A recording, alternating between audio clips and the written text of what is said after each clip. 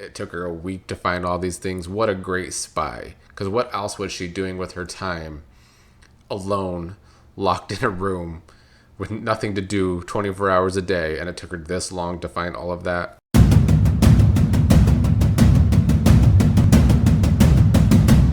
Good morning, fellow General Hospital fans. Here to talk about the last two episodes of the show, Thursday and Friday's episodes. This has not been my favorite week overall where the storylines are concerned. I don't love certain people going on the run, but we'll get into all of that. Let me quickly go over some plot points on Thursday that went down. We had Ethan getting the fake passports for Lulu and Rocco because Lulu's plan is to take her and Rocco out of town to get away before Cullum figures out that it was really Rocco that shot him. Meanwhile, Dante and Britt were talking about how Cullum and Rocco might be figuring out that Rocco shot him. They talked about Rocco keeping the secret, and Britt is glad that Rocco has both Lulu and Dante. Of course, Dante upset that Britt didn't tell him about any of this, just like Lulu, because Dante blames Britt for a lot of this, as he probably should.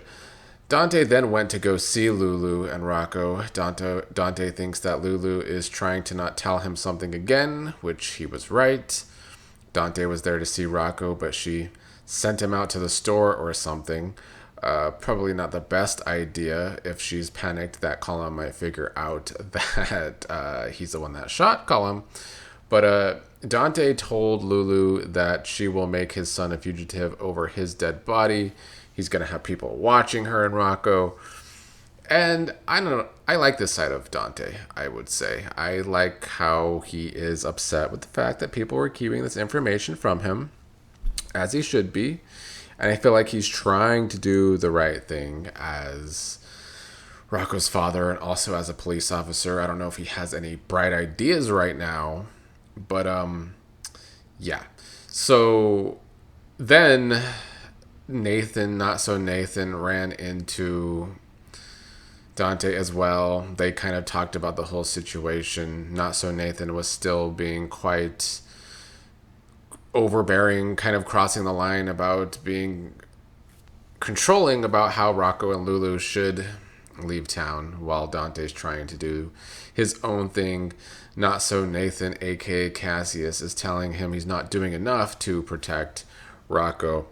Let me go through my notes real quick to see if there's anything else from Thursday really worth talking about. I guess before Nathan and Dante had a conversation on Friday's episode, he was with Joss again. At the start of the episode, she hit him with a chair, WWE style again. These two keep having these WWE type fights, but she broke a wooden chair over him. Didn't do enough damage for her. She tried to run out after that, but he still caught her, despite the wooden chair being broken over him. Joss says that he's trying to gaslight her just like he did Anna because she found the writing on the wall. And she shows Cassius the written thing on the wall carved thing on the wall from Anna when she was held there. He admits to knowing that Anna was being held there, even though it wasn't him, he's saying.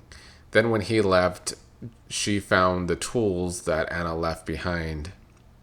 I've seen people online bring up great points about Joss, how it took her way too long to find the writing, to find these tools when she's been trapped there for at least days, if not a week now, if not more than a week. It took her a week to find all these things. What a great spy. Because what else was she doing with her time alone, locked in a room with nothing to do 24 hours a day, and it took her this long to find all of that? Good point. The only other thing that really happened on Thursday, Alexis had a talking to with Danny. Danny then talked to Britt too, calling her out for lying that his dad shot Cullum. She did say she regrets that decision.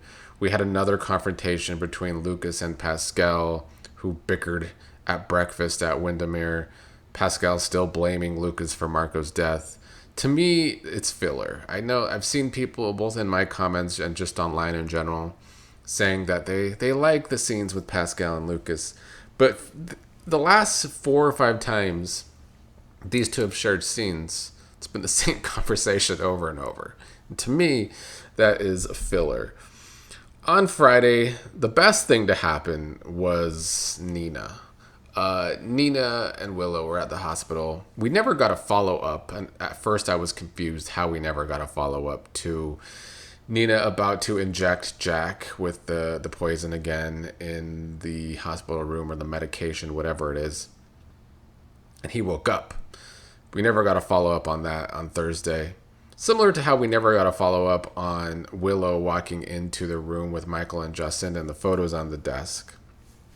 We still haven't gotten a follow up to that. Michael, I said this a few days ago, Michael is not on much, and I feel like he should be on more. But that's weird. But yeah, we learned in this episode, first of all, Cullum's visiting Jack, talking his shit. Cullum saying, it's a terrible thing for Jack to be locked in like this. But Cullum is delighted that he is now running Jack Brennan's position at Port Charles for the WSB. That's when Nina arrived with the plant, not noticing that Cullum was there at first. Cullum, surprised she's back, saying that she's very compassionate. Nina convinces Cullum she wants some alone time to visit Jack, and Cullum gives her that alone time. And she's going to pull out the medication, and he's already talking, which I guess was the first clue that maybe she never did give him the medication in that other episode when we had the cliffhanger. And in this episode again, she does not give him the medication. Maybe Jack is just going to keep playing that he's in this state rather than actually being in this state, which is at least different from the Drew situation. So at least the writers are making this different than the Drew situation and kind of making Nina do the right thing for once after doing so many wrong things lately just to protect crazy Willow. So that was definitely the best part of the episode on Friday.